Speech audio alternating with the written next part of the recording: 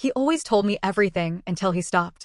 I thought it was stress, thought he was just tired, until I saw the way his face lit up every time she messaged him. I didn't want to be that wife, the one who snoops, but my gut wouldn't let it go. One night, while he slept, I picked up his phone and read a message that broke me. Talking to you feels like coming home. That morning, I poured his coffee, kissed his cheek, and whispered, I hope she makes you feel safe, because this home won't be yours much longer. His smile faded, and that's when he knew I had read everything. I'm 42 female. He's 44 male. We've been together 14 years, married for 11. No kids. Just us and our dog, Tilly. We live in a quiet neighborhood near Asheville, North Carolina. It's the kind of place where everyone waves when they drive by, even if they don't know you. The houses are old but well kept. Lots of porches and rocking chairs. We moved there because we thought it'd be a peaceful place to grow old together. Matt works from home. He's a graphic designer. I work part-time at the local library. I also bake. A lot. It started as a hobby. Now I bring banana bread to the neighbors without being asked. That kind of thing. For most of our marriage, things were steady. Not perfect, but solid. He was funny, smart, easygoing. We were the couple that other people said they envied. We laughed a lot. We took little weekend trips to the mountains. We'd sit on the porch with coffee and talk about nothing for hours. He told me everything, like everything. Even dumb stuff. Like what his coworker wore to a Zoom meeting, or how a client didn't understand spacing in a logo. I never imagined I'd be writing this. Not here. Not like this. It started sometime last spring. At first, I didn't even notice it. It was little things. He'd be on his phone a lot more. Not unusual for someone who works online, right? But it wasn't work stuff. He'd be smiling at his screen, but when I'd ask, what's funny? He'd just say nothing, or just something dumb. And he'd put his phone down. Matt never used to do that. He always told me what he was laughing at. It could be a meme, a video of a cat playing the piano. He'd show me everything. Now, nothing. Just quiet smiles. Private ones. I thought maybe he was stressed. I actually worried it was depression. He started going to bed later. Said he couldn't sleep. Stayed up working in his office. I'd find him with the lights off, just staring at his screen with headphones in. When I'd come in, he'd close his laptop fast. Like I'd caught him watching porn or something. But the screen never showed anything bad. Just messages. Slack, I think. I didn't say anything for a while. I gave him space. I figured maybe work was overwhelming him. Maybe he needed time to think. But then one night, I walked in and he jumped like I'd scared him. Slammed the laptop shut and said, "You scared me," even though I was just standing there. His whole body looked guilty. My stomach started doing that twisting thing. You know the one. I tried not to assume the worst. I really did. I gave myself 100 excuses for why things felt off.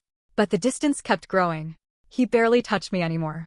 He'd kiss my cheek instead of my lips. When we sat on the couch, he'd sit at the far end. We stopped having sex. I brought it up once and he said he was just tired. Mentally drained, he said. And I believed him because I wanted to. Then came the phone. He never let it out of his sight. Used to leave it charging on the kitchen counter all the time. Now it was always in his pocket, even when he showered. He had a new passcode. That wasn't like him. He used to joke that I could unlock his phone with my face. Now I couldn't even look at the lock screen. One night, I saw it light up. I was walking behind him and I glanced down. The notification said, "Sammy, thinking about you." I didn't say anything. Not right then. Instead, I started noticing how his whole face changed when he texted her.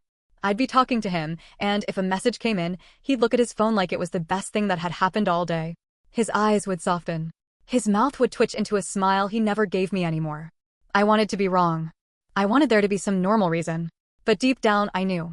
I didn't want to be that wife. The one who snoops. The one who checks messages. But my gut wouldn't stop. It ate at me every day. I started waking up with my heart pounding for no reason. My hands would shake when he was near me. I didn't even recognize myself anymore.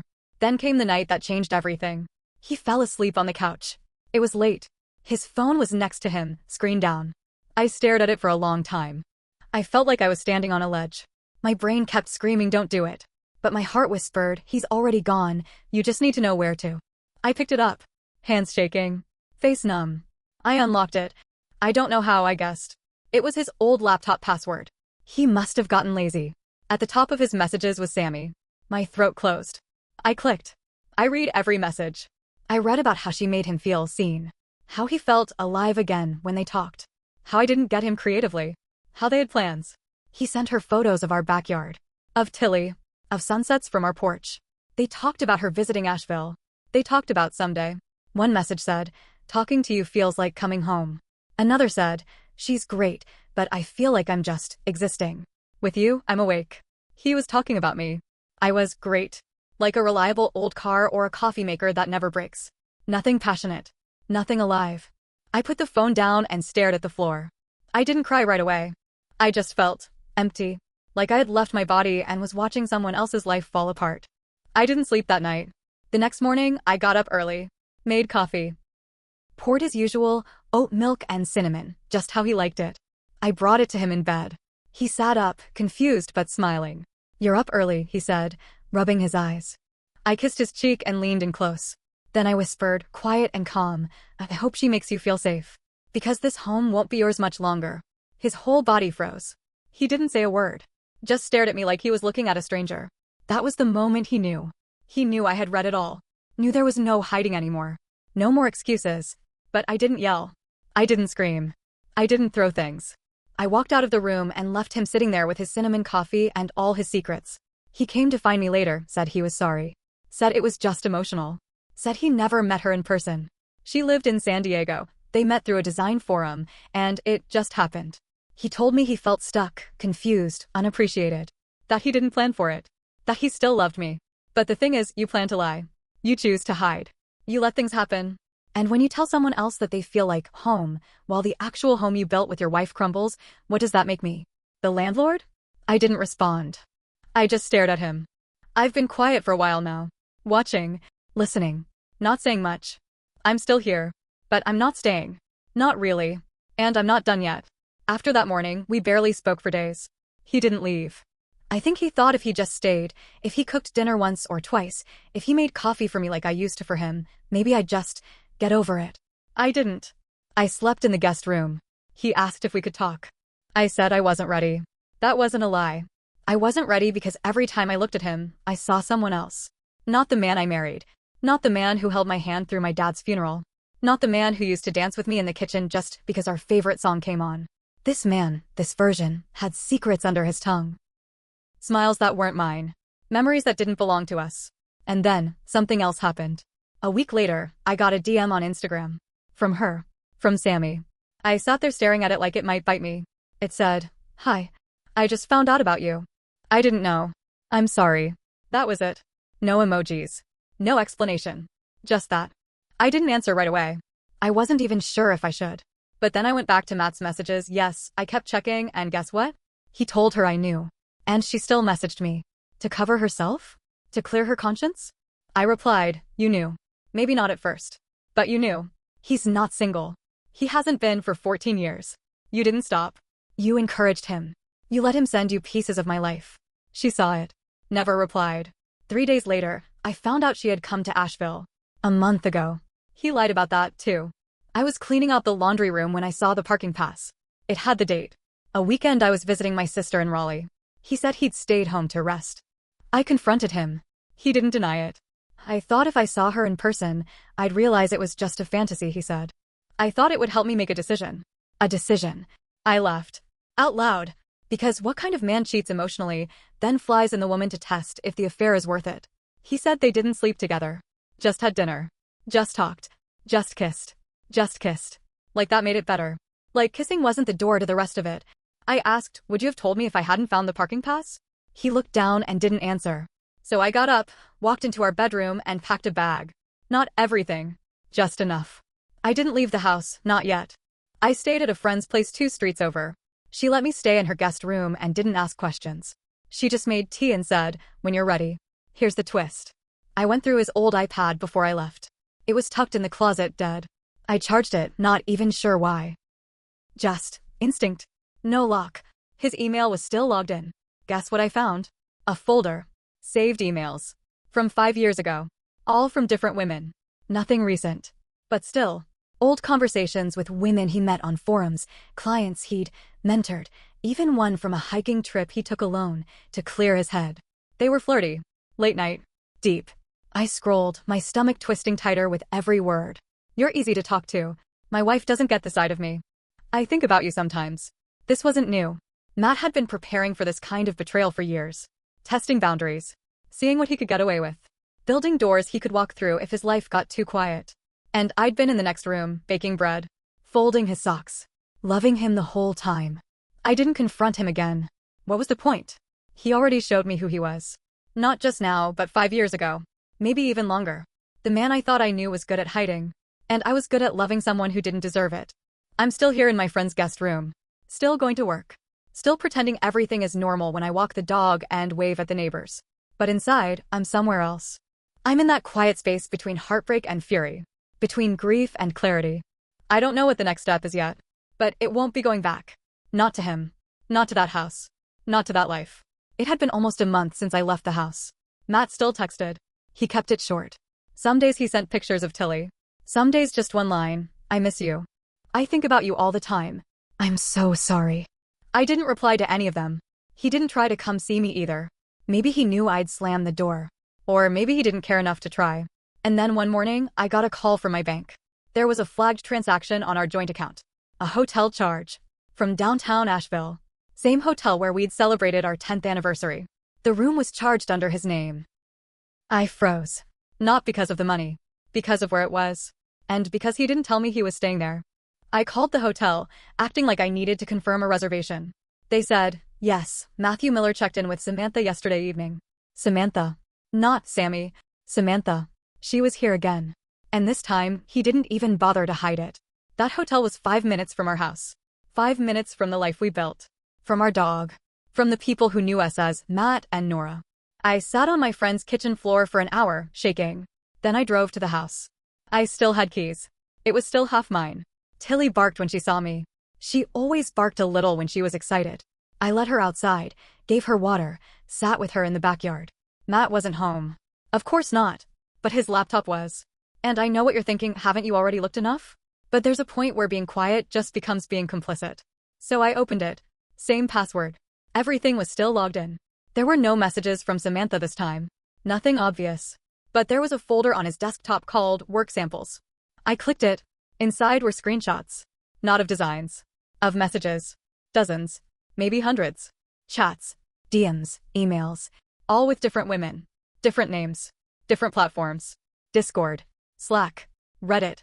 LinkedIn. Even Craigslist. Craigslist. Some were old. Some looked recent. Even recent as 2 weeks ago. While he was sending me, I miss you. There was even one conversation saved as a PDF. With a woman named Claire. She had kids. She talked about leaving her husband. Matt told her he was in a complicated space. A complicated space. He had been collecting these women like souvenirs. Like tokens for a version of himself he couldn't be in our house. He was building a secret museum of connections, tucked away in folders behind folders labeled logo drafts. I closed the laptop. Sat there in my own kitchen. And then I did something I didn't plan. I looked up Samantha's Instagram. I found it. Her profile was clean. Just photos of art, travel, some selfies. But one thing stood out. A picture posted that morning, her, at a coffee shop. The caption said, back in Asheville. Round 2. The background? Recognizable. It was the exact same coffee shop I used to go to with Matt every Saturday morning. The one with the mismatched chairs and the lavender lattes. She had tagged the location. That told me 2 things. 1, she wanted to be seen. 2, she had no clue who she was dealing with. I didn't comment. Didn't like. Didn't message. But I got in my car. I drove to the coffee shop. And there she was. Sitting outside with a sketchbook. Wearing sunglasses, sipping a fancy drink, like she hadn't cracked open someone's marriage like an egg. I didn't approach her. I just parked where I could see.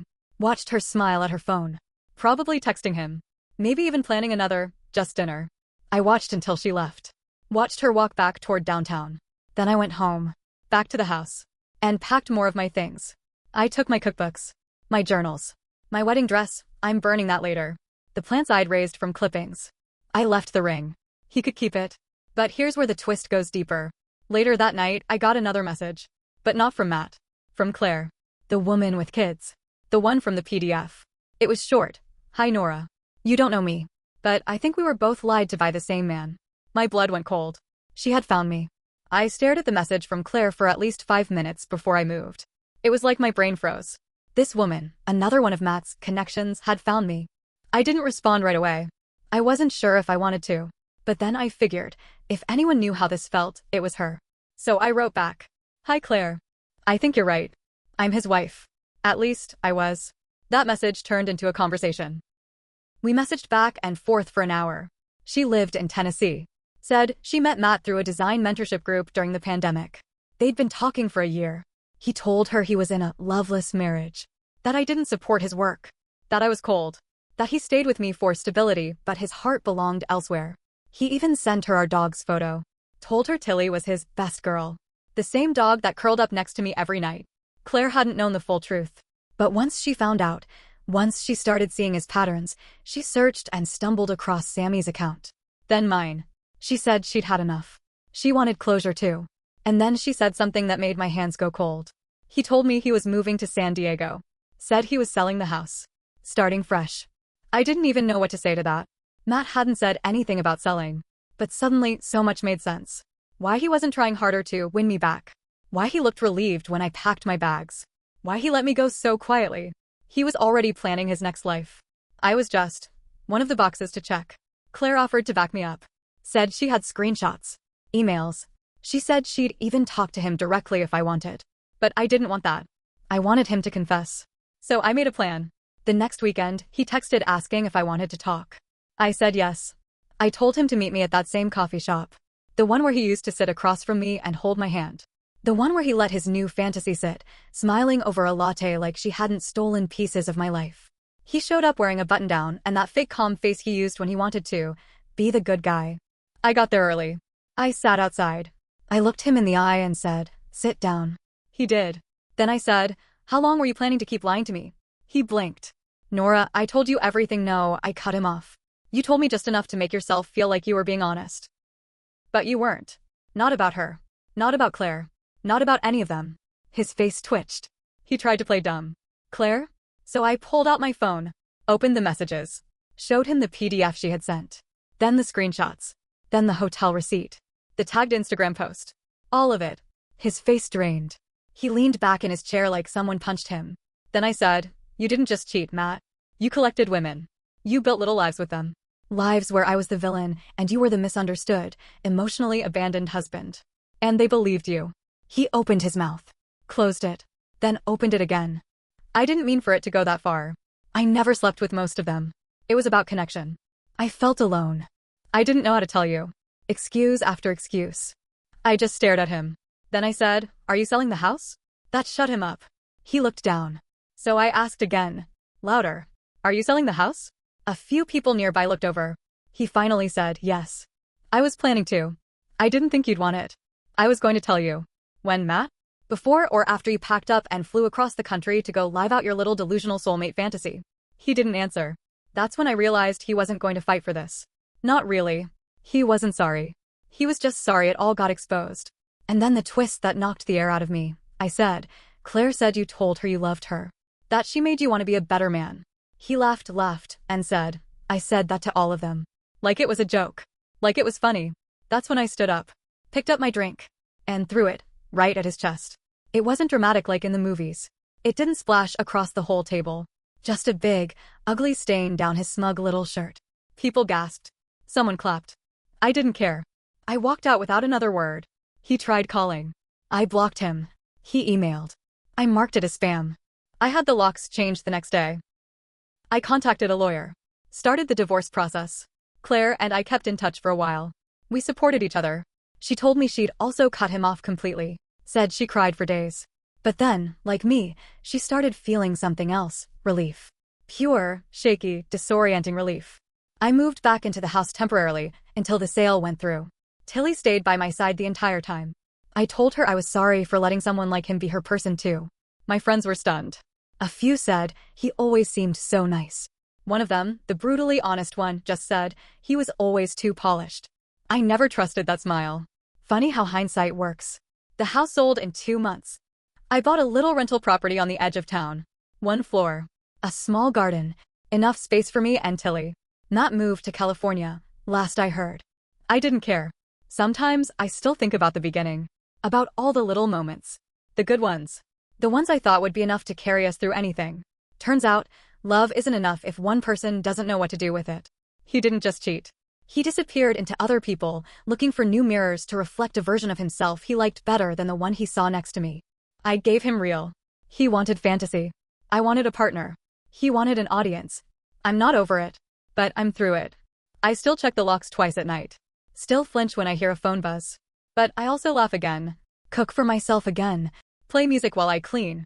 Sometimes I even catch myself dancing in the kitchen. No one's watching. And that makes it better. I don't know what comes next. But I know who I'm not bringing with me. Nora.